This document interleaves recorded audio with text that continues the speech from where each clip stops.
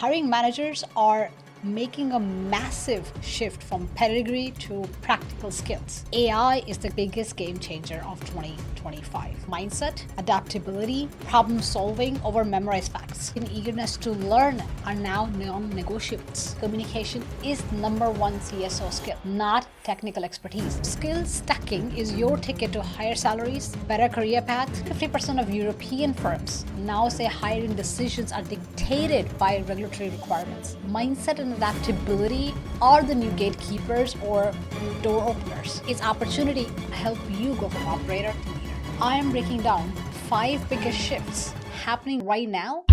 Stop scrolling before you spend another dollar on a certification. You need to hear this because in 2025, certifications alone will not land you a cybersecurity job. There are 3.5 million cybersecurity roles unfilled. But here's what no one's telling you. It's not a shortage of people. It's a shortage of people with the right skills. SANS research shows 52% of cyber leaders say their problem isn't hiring, it's finding people who are truly ready for the job. I've spent 20 plus years across cyber, AI, and security leadership.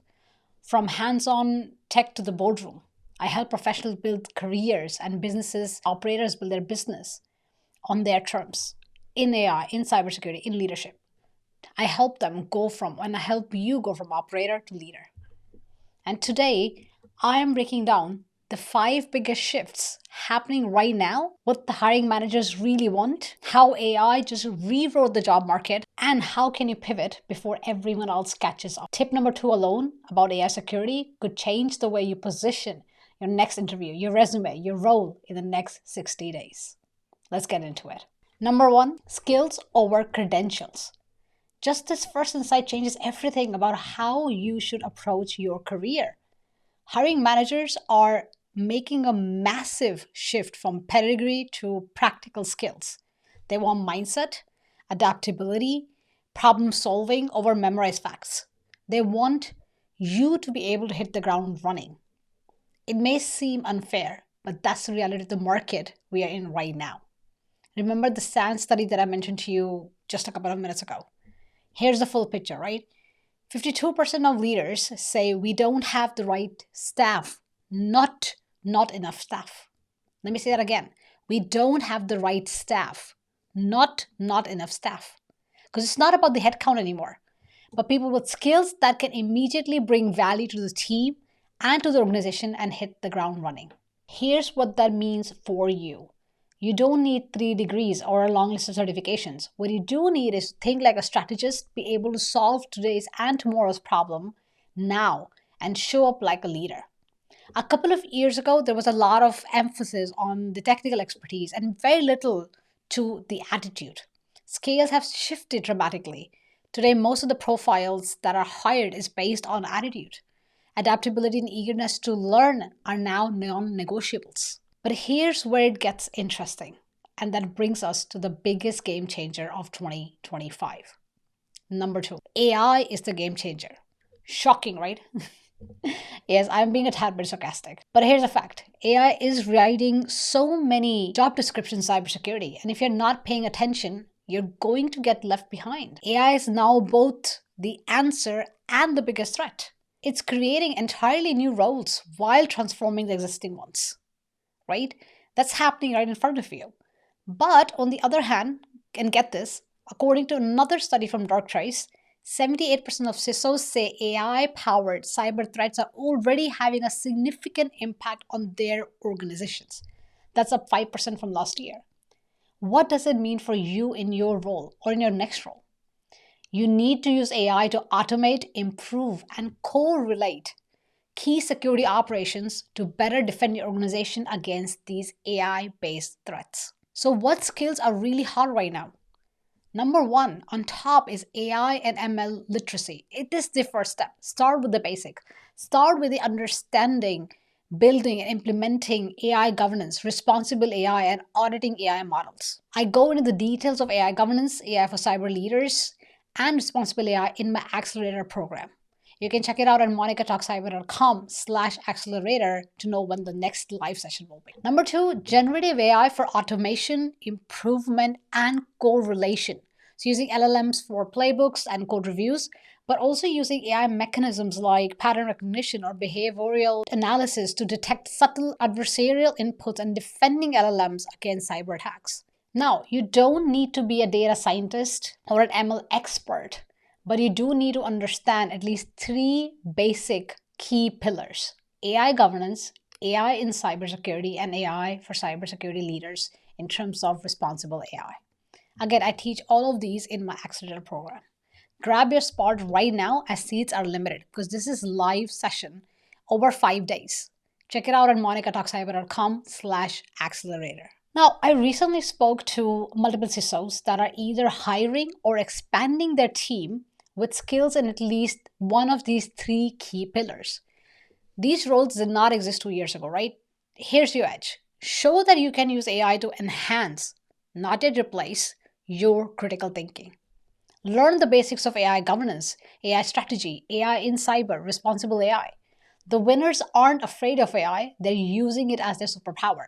Sure, there's a lot of hype around it, but it is your job to discern the hype from how you can actually leverage it. And while everyone's talking about AI, you can't really forget the basics, the foundation that still pays the bill. So that brings me to number 3, which is skill stacking. Despite all the AI buzz, the foundation still matters. But more importantly, how you stack multiple skills between subject matter, business acumen, and leadership skills, those matter and count for even more. So skill stacking is your ticket to higher salaries, better career path. Think about it. Let's look at some of these subject matter skills that are in demand right now, okay? Like, so let's say cloud security or identity and access management, offensive security, forensics, secure coding, incident management. They're all still a part of many cybersecurity roles, right? Some of them are being augmented by AI right now, and some will be in the future. But here's the secret sauce. Think in hybrid profiles.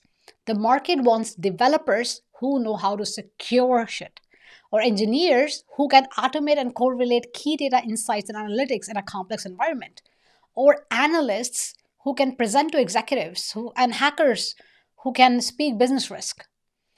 And add to all of that leadership skills like building and implementing your vision, effective communication, stakeholder management, navigating politics.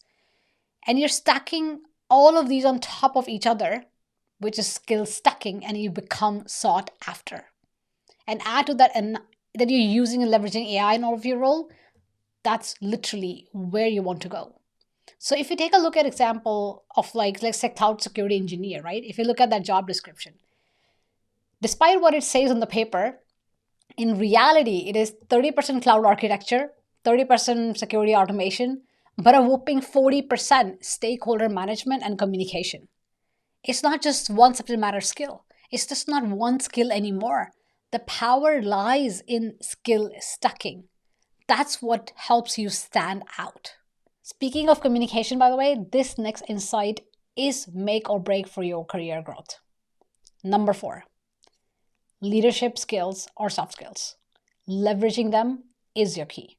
Here's the hard truth. You can't scale security if you can't explain it.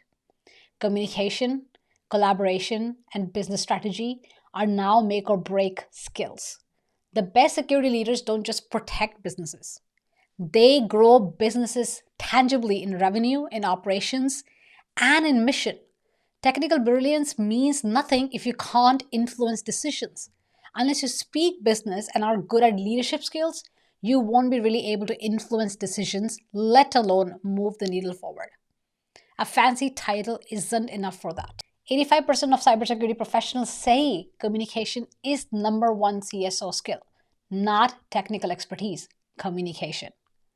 Because what hiring managers really want is you to be able to translate cyber risk into business language, present to the boards, not just technical peers, be able to collaborate cross-functionally with legal operations, HR and finance teams and others, exhibit emotional intelligence and executive presence, your ability to not crush under pressure and still be able to manage and lead a crisis while you're at it, and then be able to navigate politics and move the needle forward. And all of that is true for all security leadership roles, especially CISO roles in Europe, in US, any region. Plus executive leadership roles like CISO expect regulatory fluency. You need to be at least able to understand the basics of what's happening with GDPR or DORA or NIS2 or Sarbanes-Oxley or HIPAA. You're not just a technician anymore. You're a business advisor and you're a leader. And in today's world, it is your job not to just protect the business, but tangibly grow the business. So one of the students that I coached got promoted to a security leadership role in 12 months. How did that happen? He became their go-to guy for translating their cyber risk for executive team in simple business language. He understood the business. He became a successful translator between technical reality and business decisions, giving him the unique position to influence decisions. But the biggest thing he did is showcase how in his role he could grow the business, which is only possible if you understand business and market drivers for your organization. And again, I talk about it in details in my accelerator program. And no matter now, wherever you are, this next one is creating massive opportunities, which is number 5. Doesn't matter where you're working, which country, which region, the compliance curve. I know, I get it, okay? We don't want to hear the word compliance because it just sounds like checkbox security. But the reality is hiring is being reshaped by regulation and it's getting stricter every month. Nearly 50% of European firms now say hiring decisions are dictated by regulatory requirements. This isn't red tape, it's opportunity if done correctly. Your competitive edge requires knowing and understanding and decoupling regulatory frameworks and how they impact the business, whether it's DORA, NIS2, GDPR, EU AI Act, or any of those national equivalents that we have in, like say in UK, like Operational Resilience Framework, or others like SOX and HIPAA in US. It requires you to have the regional and international and cross-border experience in regulations, and it's becoming more and more of a must. Regulatory compliance is only boring if it's done as checkbox security. Otherwise, it's a business power and it's a great opportunity. You can use compliance for moving the needle forward in security if you do it right. Especially for future leaders who understand that compliance does drive business strategy. It can be a powerful way to actually move the needle forward. So learning regulations in Germany, working with US regulations in the finance sector, and then leading compliance and data protection in the Nordics, all of that gave me the competitive edge to pivot across EMEA and EMEA-wide laws. Companies pay a premium for that cross-regional expertise. Now, let's talk about what's coming next, because the future is already here, right? I mean, it's here. Not everything, but a lot of it. And cybersecurity never sleeps. And staying ahead means tracking what's coming next. You need to be one step ahead of the game, right? The threats are evolving faster than ever, but so are the opportunities for professionals who see around corners. So I would recommend that you watch these spaces and keep an eye out for them really, really well. So deepfake-driven, phishing, and LLM-powered attacks. Understand really how things like generative adversarial networks like GAN works in terms of creating and detecting deepfakes, right? Then quantum readiness and encryption shifts that are coming. Software supply chain and API security, especially AI-driven. Security of AI itself, like data poisoning, adversarial attacks, etc. So even if you're not in these roles yet, as a cyber leader or an aspiring cyber leader, learn and talk about these topics. It shows foresight and initiative. Hiring managers notice professionals who think ahead. Hiring managers want the right aptitude, the right skills with people that are already ready to hit the ground running. That could be you.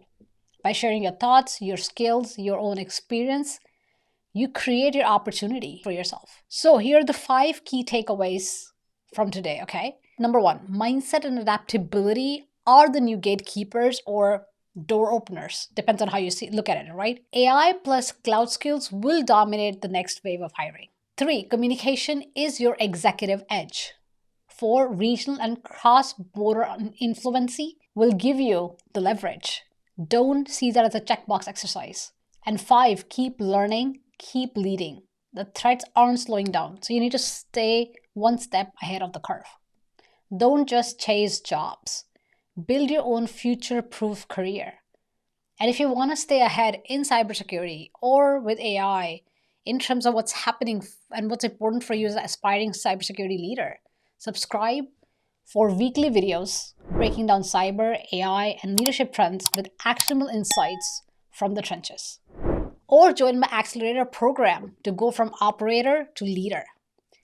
But remember, in cybersecurity, standing still is literally like moving backwards because everything compounds, even staying stagnant. And you don't want to be one of them. That's all for today. This is Monica signing off.